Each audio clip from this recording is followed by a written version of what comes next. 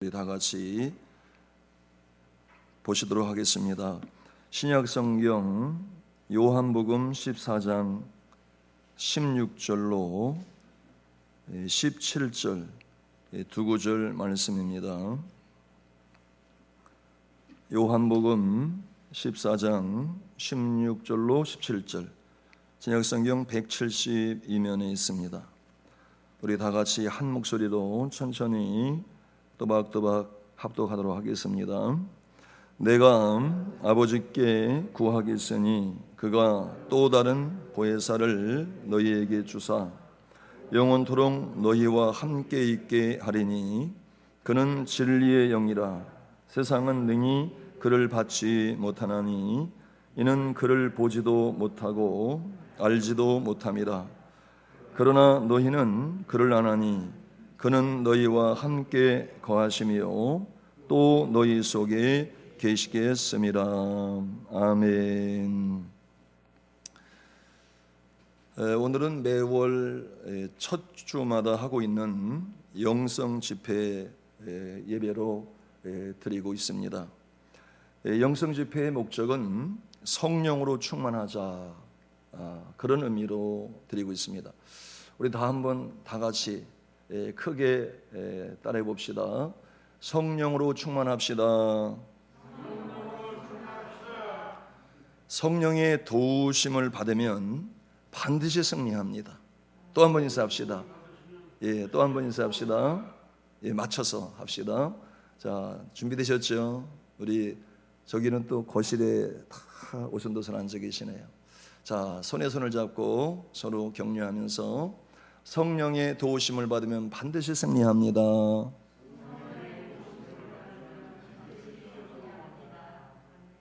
성령의 도우심이 얼마나 중요한가 하는 의미에서 성령의 도우심을 받으라 하는 제목으로 말씀을 전합니다. 성령의 도우심을 제일 먼저 받으신 분이 계세요. 누구실까요? 어떤 분은 바울이요, 베드로요 그러는데 예수님이셔요. 예수님은 삼위일체 하나님이신 것 우리가 다 알지요.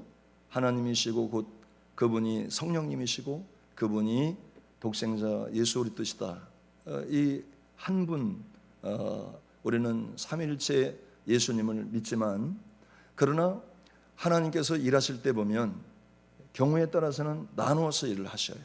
십자가 지게 하시는 것은 아들의 몫으로 돌리셨어요. 근데 그 아들 혼자 지게 하신 게 아니라 성령을 제일 먼저 받으신 분이 예수님이셔요. 어떻게 받으셨느냐? 요한이 요단강에서 물세례할 때, 그때 첫째 독수리처럼, 둘째 비둘기처럼, 셋째 참새처럼, 자, 세 가지 새가 있는데 그 세례 요한에게 요단강에서 물세례 받으실 때 무엇처럼, 세 가지 새 중에 하나 들어있습니다.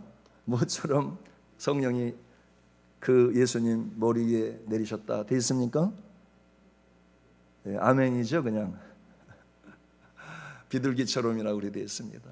그러니까 예수님이 곧 성령님이시고 예수님이 곧 창조주시고 하나님이신 삼위일체 그리스도이신 것을 우리가 인정합니다. 그러나 경우에 따라서 역사하실 때 보니까 예수님에게 이로부터 성령이 비둘기처럼 임하셨다. 할렐루야. 그럼 왜 그런가를 성경은 정확히 말씀하고 있습니다. 사도행전 10장 38절에 보면 이렇게 되어 있습니다. 하나님이 나사렛 예수에게 성령을 기름 붓듯 하셨으며 그가 두루다니며 선한 일을 행하시고 마귀에게 눌린 모든 사람들을 고치셨으니 이는 하나님이 함께 하셨습니다. 할렐루야. 여기에서 삼위일체 하나님이 다 나오는 거예요. 그에게, 예수님에게 성령을 기름 붓듯 하셨다. 성령님 나오시죠? 예수님에게 성령이 기름 붓듯 임하셨다는 거예요. 그래서 하나님의 일을 하게 하셨다 하는 것이죠. 그러니까 성령을 제일 먼저 받은 분이 누구냐 그러면 바울이 아니고 베드로가 아닙니다. 예수님이 요단강에서 세례받을 때 제일 먼저 받으셨습니다. 할렐루야. 그러니까 이 정황상 받으신 거지 사실은 예수님은 곧 성령님이십니다. 할렐루야. 그러니까 우리가 이것에 대해서 잘 받아들이지 않으면 좀 무슨 소리야? 예수님이 성령님이시고 하나님이 성령님이시고 아버지가 아들이시고 아들이 아버지시고 삼일체신데 이렇게 우리는 오해할 수가 있어요. 그러나 사역을 위하여 하나님이 아들 예수 그리스도에게 십자가 지라고 명령하신 뒤에 홀로 연약한 몸으로 지게 하지 않으셨어요. 예수님이 왜 연약하십니까? 죄는 없으시지만 사람의 몸을 입고 우리와 똑같이 오신 그러한 연약함도 갖고 계신 분이십니다.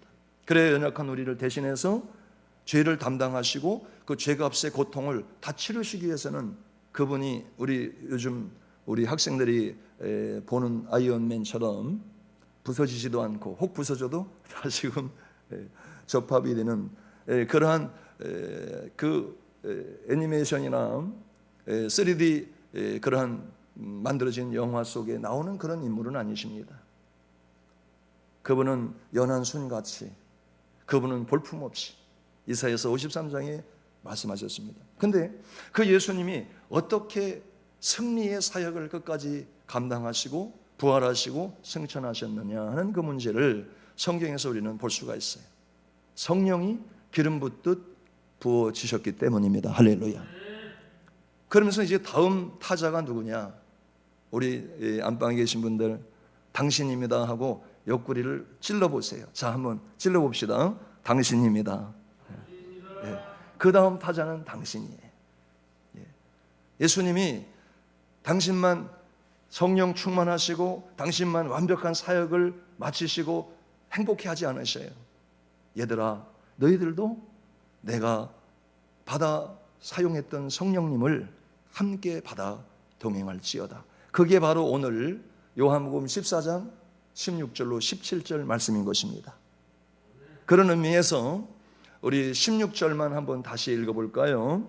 자, 요한복음 14장 16절 다 보셨죠? 우리 천천히 읽도록 하겠습니다. 시작. 내가 아버지께 구하겠으니 그가 또 다른 보혜사를 너희에게 주사 영원토록 너희와 함께 있게 하리니 이렇게 말씀하셨어요. 여기에 성령이라는 단어가 보여지지 않는 것 같지만 뒤에 이어지는 말씀을 보면 한 분이 바로 성령님이셔요. 보혜사라고 하는 또 다른 명칭으로 기록됐을 뿐입니다. 이 보혜사라고 하는 것은 원어를 이 설교 시간에 쓰게 되면 우리 노인분들은 때로는 그것이 걸림이 될 수 있어서 제가 자제하는 게 옳습니다. 그러나 이 보혜사의 역할이 어떤 역할인가를 설명하기 위해서 제가 헬라어 원어를 좀 사용하려고 합니다. 자, 이 보혜사라고 하는 원어를 보면 합성어입니다. 이게 파라 더하기 그 클레토스라고 하는 이 두 단어입니다. 그럼 클레토스는 뭐냐면 부름받은 존재라는 뜻이에요. 쉽게 말하면 억울한 누명을 쓰고 재판정에 섰는데 그것을 해명해 줄 증인 또 변호사, 뭐 국선 변호사든지 아니면 뭐 사설 변호사든지 옆에 와서 대신 이 사람의 억울함을 다 대변해 줄 수 있는 그러한 뜻에서 부름받은 존재예요. 그래서 이것은 클레토스는 칼레오라고 하는 이런 부르다라고 하는 동사입니다. 부르다. 그래서 부르는 거예요.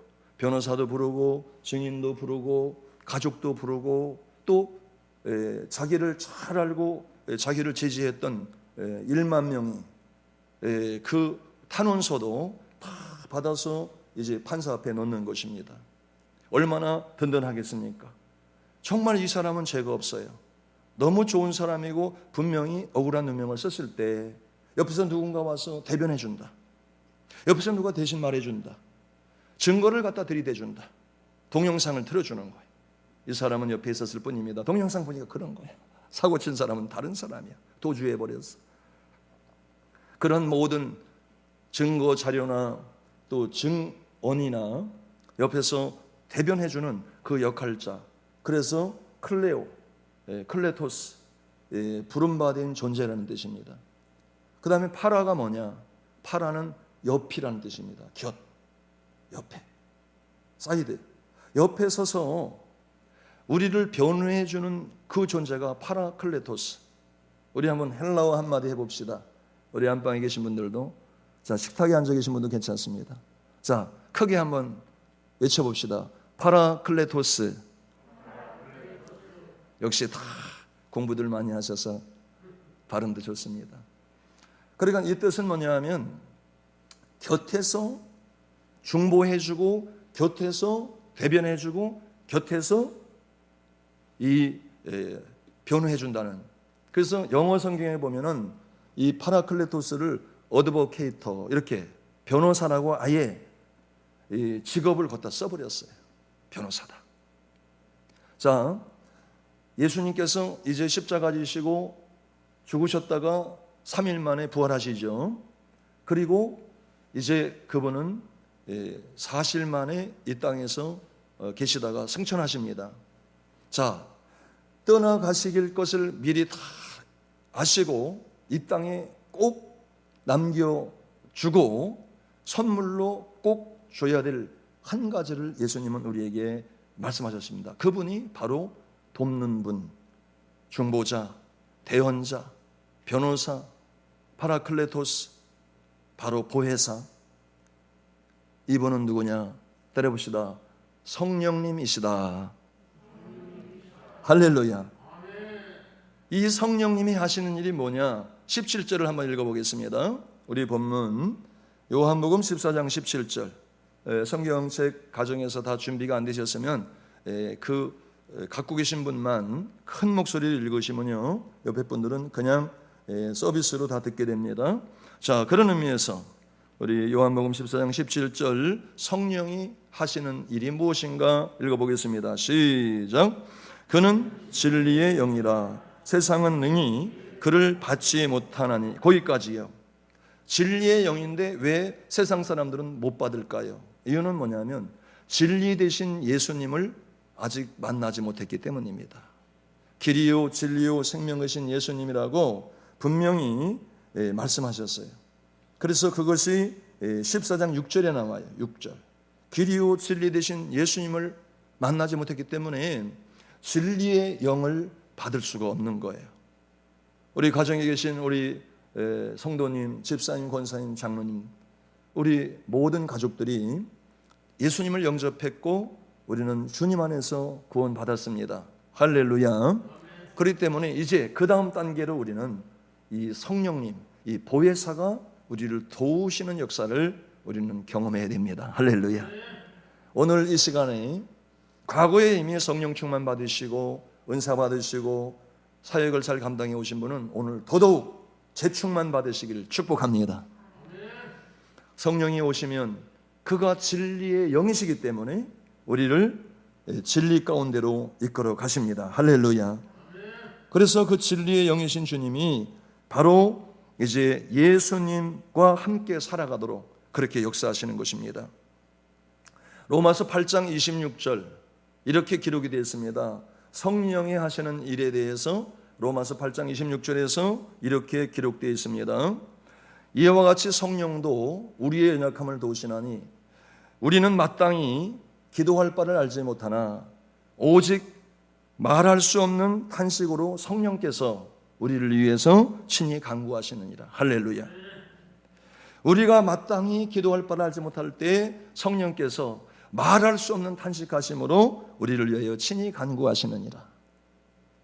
저는 어려서 이렇게 계절이 바뀔 때 꼭 요맘때쯤 되면은 한번 된통 몸살을 앓게 됩니다. 그리고 한겨울에는 그렇게 그냥 모르고 지나가다가 또 봄이 돌아올 무렵 되면은 이게 이제 온도 차이에 적응이 잘 안 되고 이불을 덮어야 되는데 안 덮고 덮었던 이불도 또 날이 푸근해지면 걷어내 차고 이러다 보니까 감기에 노출될 확률이 저는 높았어요. 어려서부터 좀 열이 많다는 얘기를 좀 들었습니다. 그러다 보니까 이 온도 조절 때문에 감기에 걸리면 저는 된통 아픕니다. 길게는 3일씩 학교를 못 가요. 못 일어납니다. 물 한 모금 삼키는 것도 어려웠습니다. 그 어린아이인데도 그렇게 회복이 잘 안 됐어요. 근데 그게 예고 없이 찾아옵니다. 새벽 1시에 아주 엄청난 그 고열에, 또 거기서 고열이 나면 두통이요, 머리가 터져나갈 듯 고통이 오고, 그리고 무한지경으로 떨어집니다. 한밤중에 새벽녘에 그 몸살 그 고열 두통이 찾아오니까 이게 눈을 뜬 것도 아니고 감은 것도 아닌데 무한지경으로 떨어지는 거예요. 꼭 꿈을 꾸는 것 같기도 하고 현실 같기도 하고 한없이 떨어지는 거예요. 그래서 제가 계시록을 보다가 무저갱이라고 하는, 없을 무자 아래 저자입니다. 아래가 없어요. 무저갱. 그 갱 아시죠? 그 광부들이 들어가서 일하는 갱. 그럼 그 어두운 그 무한지경의 아래로 바닥이 없는데 떨어지는 거예요. 그 공포심. 근데 갑자기 어머니가 시원한 물수건으로 제 이마에 얹어주십니다. 우리 형제들도, 우리 오남매가 있었습니다마는 다 잠들었는데 어머니만 유독 제 옆에서 그 물수건을 얹어주십니다. 그러면서 얘야 잠깐 기다려라. 근데 어머니가 한 30-40분 동안 어디로 사라지셨어요. 그때 또 무한지경으로 떨어지는 거예요. 근데 어머니가 일어나라, 저를 일으켜 세워주셔요. 그리고 여기 있다, 약을, 해열제겠지요, 약을 입에다 넣어주시는 거예요. 저는 깜짝 놀랐어요. 그 밤에 그 약이 어디서 나왔겠어요.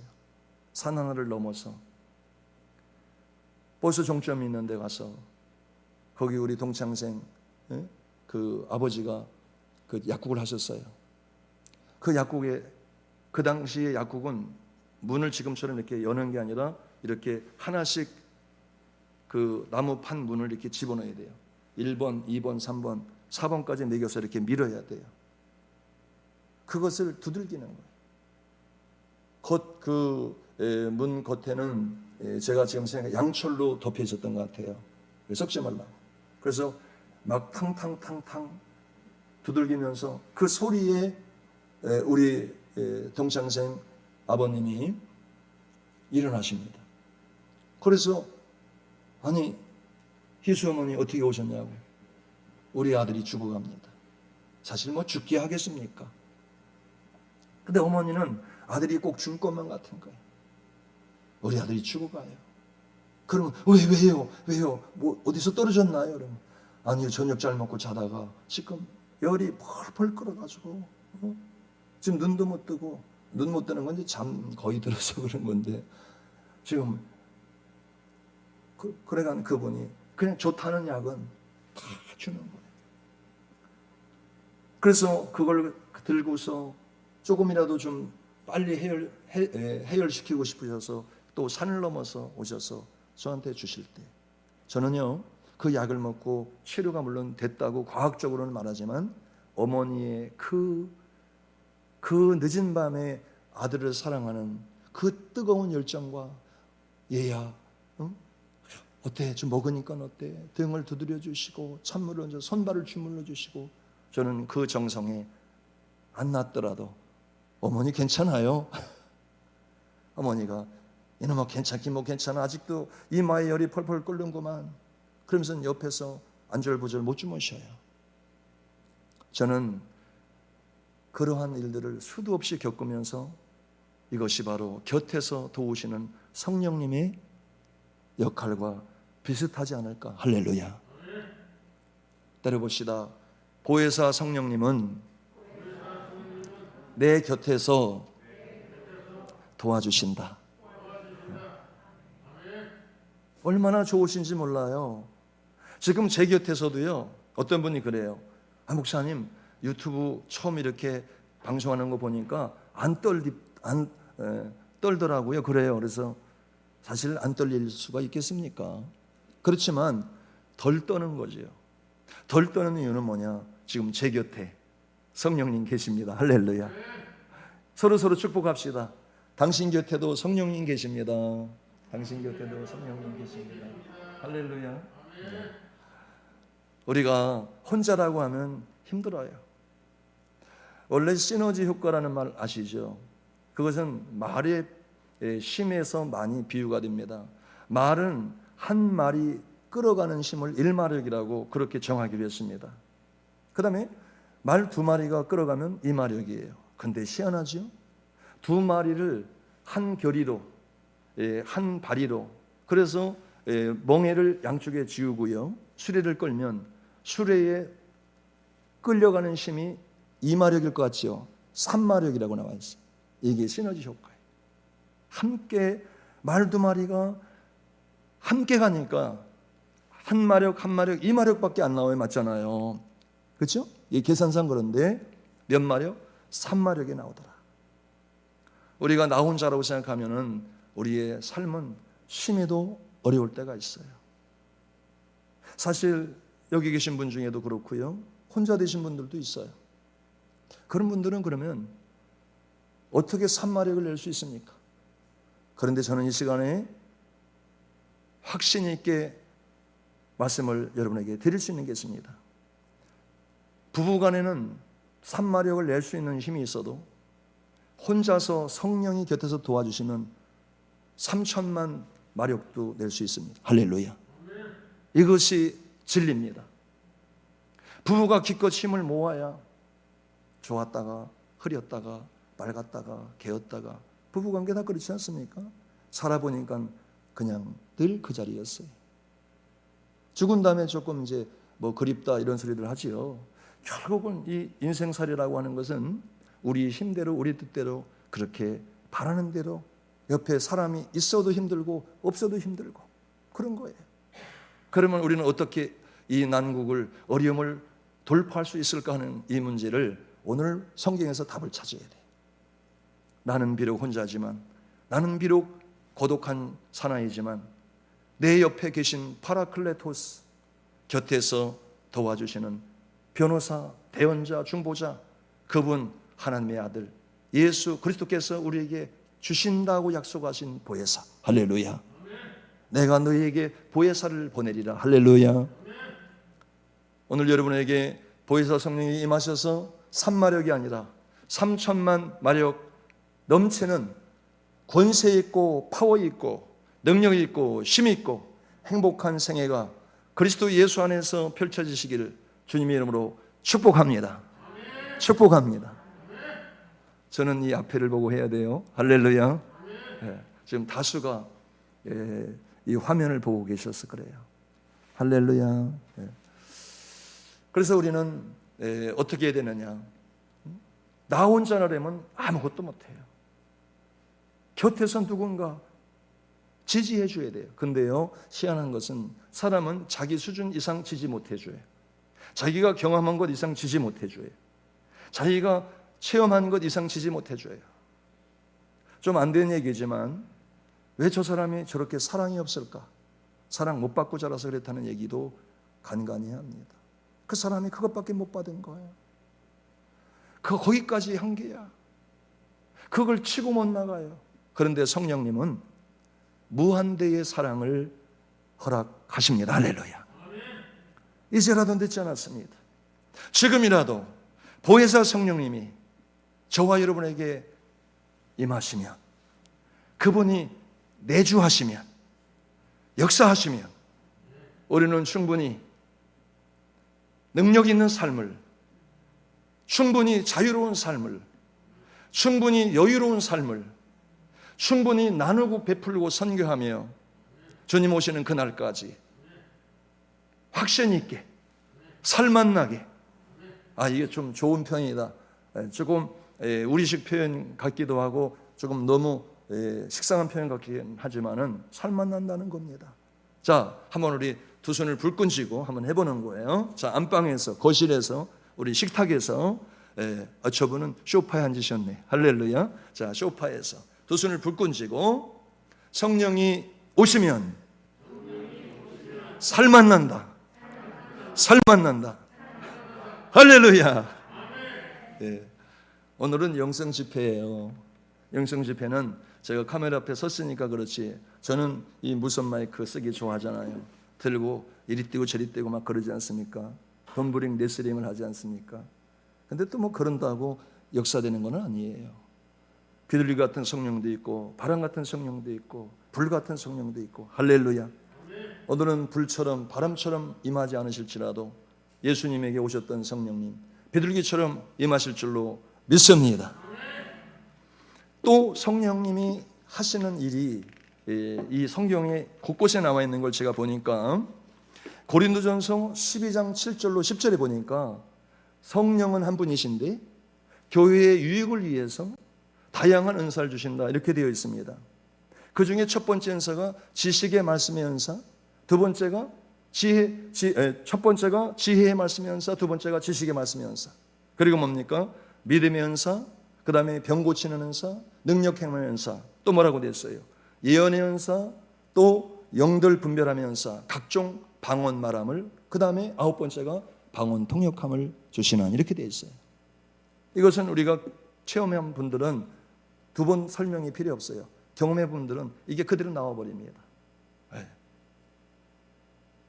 그대로 나와요. 세임교회가 지금 25년째 이렇게 든든히 이렇게 반석위에 서올 수 있었던 것은 우리 원로 목사님하고 사모님이 항상 공원을 가든 또 어떤 사람이 모인 곳을 가든 또 어떤 집을 지나가든 사람만 뛰면은 늘 외쳤던 말씀이 있습니다. 예수 믿고 구원 받으세요. 예수 믿고 천국 가세요. 예수 믿고 행복하세요. 예수 믿으면 하나님이 우리와 함께 하십니다. 예수님을 자랑하셨어요. 예수님을 증거하셨어요. 25년 동안. 지금 이제 비가 많이 와서 요즘은 조금 못 하시고 계시지만은 항상 공원 또 그 앞에 등산객들이 얼마나 많이 다니는지 몰라요. 샘재로 지나가는 사람에게 또 그 건물 주에게 건물에 들어와 있는 많은 또 사장들에게 다 만나면 전한 겁니다. 그들이 거부하지 않아요. 여기에 등록해서 나오지 못할지라도 목사님 보니까 제가 기분 좋아요. 행복해요. 그게 왜 그럽니까? 처음 받았던 항상 간증하셨죠? 고등학교 시절에 그 새벽 제단 나가는데 누가 이끌고 가셨겠어요? 집에서는 박해하지요? 누가 밀어주는 사람 없어요? 안 다니면 특혜가 많아요. 안 다니면 얼마나 많은 것을 약속을 하고 근데 다 포기하고 난 괜찮습니다. 그거 없어도 주님만 계시면 됩니다. 오직 일사가구의 주기철 목사님 믿음으로 그 17세 18세 그 소년이 그 새벽을 깨우면서 여러분 이런 좋은 믿음의 전통은 우리가 이어가야 돼요. 그 힘이 지금까지 70평생을 끌어오면서 왜 좌절낙심할 일이 없었겠습니까? 있지만 그것이 결코 삼키지 못하는 것입니다. 높음이나 기품이나 다른 아무 피조물이 할지라도 그리스도 예수 안에 있는 하나님의 사랑에서 끊을 자가 없느니라. 할렐루야. 왜 그럴까요? 성령이 밀고 오셨습니다. 성령이 밀어주셨습니다.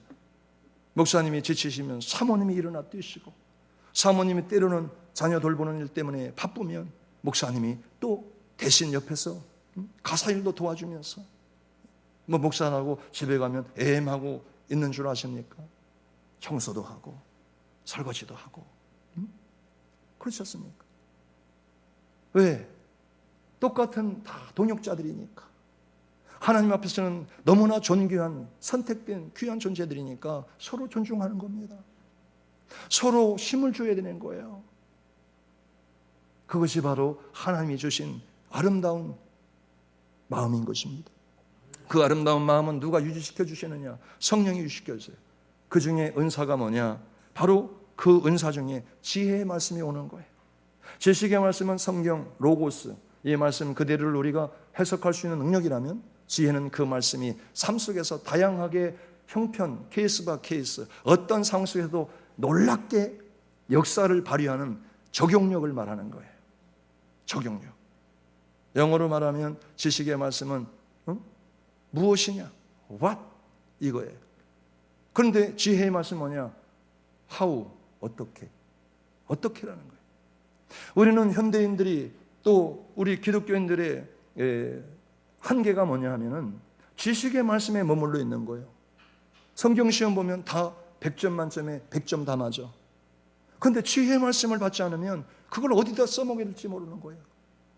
물론 지식의 말씀도 성령이 기록했기 때문에 기록된 말씀을 우리 가운데 이렇게 심으실 때 성령이 암기도 하게 하시고 또 축적도 시키시고 그것이 나중에 베이스가 돼가지고 살아 움직이도록 하는 것도 성령이 주시는 은사입니다. 그게 지식의 말씀의 은사예요. 근데 지혜의 말씀의 은사는 삶 속에서 놀랍게 해고 보니까 정답이야.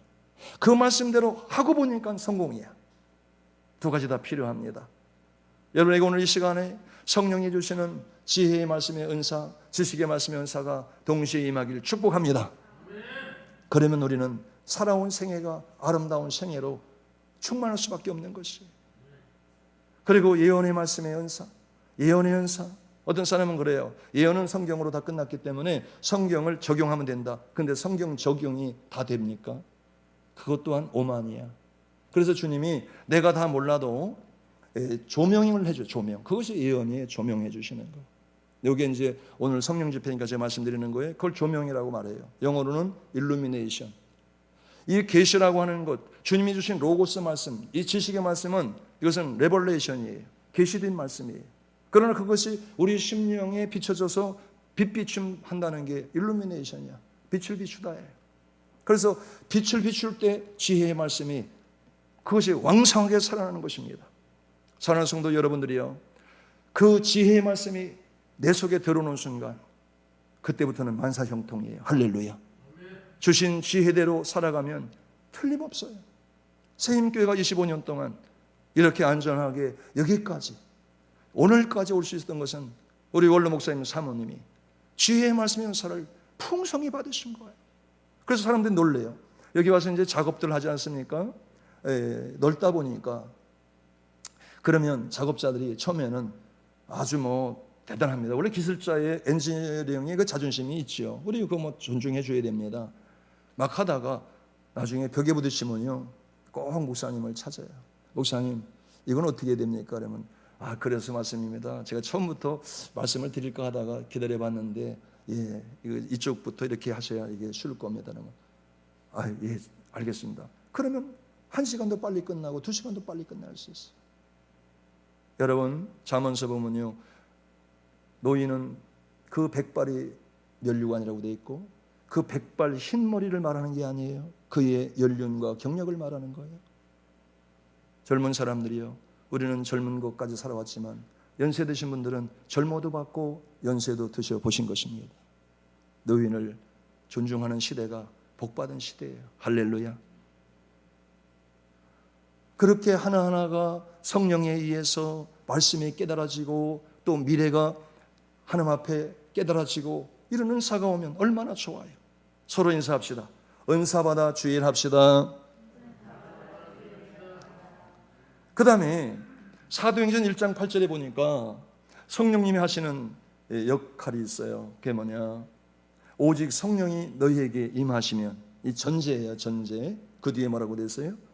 너희가 권능을 받고, 그렇죠? 예루살렘과 온 유대와 사마리아와 땅끝까지 이르러 내 증인이 되리라. 할렐루야. 아주 쉬운 말씀으로 전도는 성령 받은 자가 할 수 있습니다.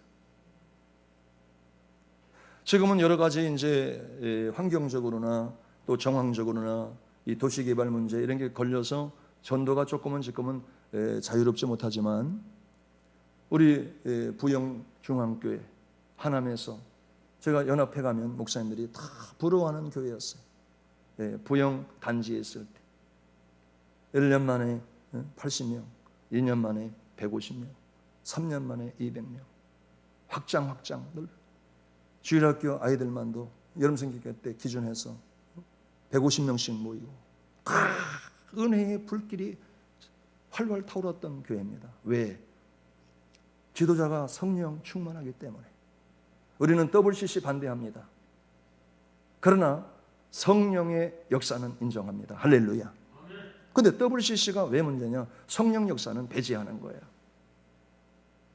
그리고 모든 종교는 하나가 되어야 된다는 거야.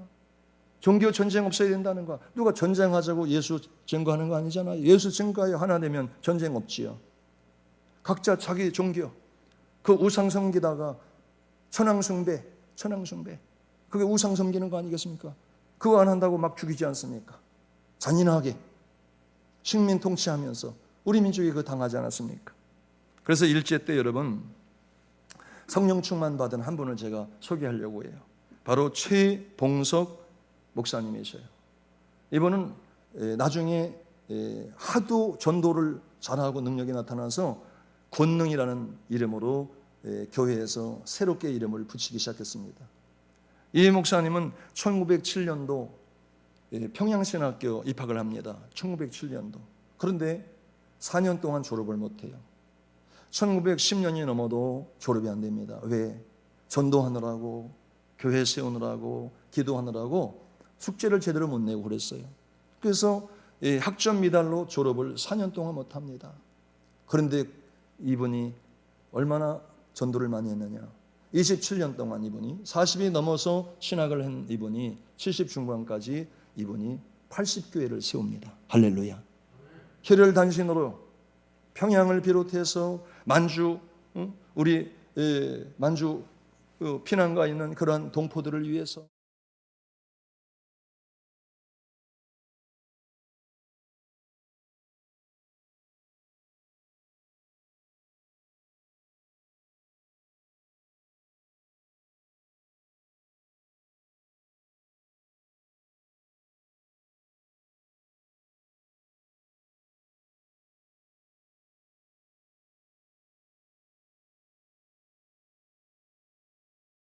하고요.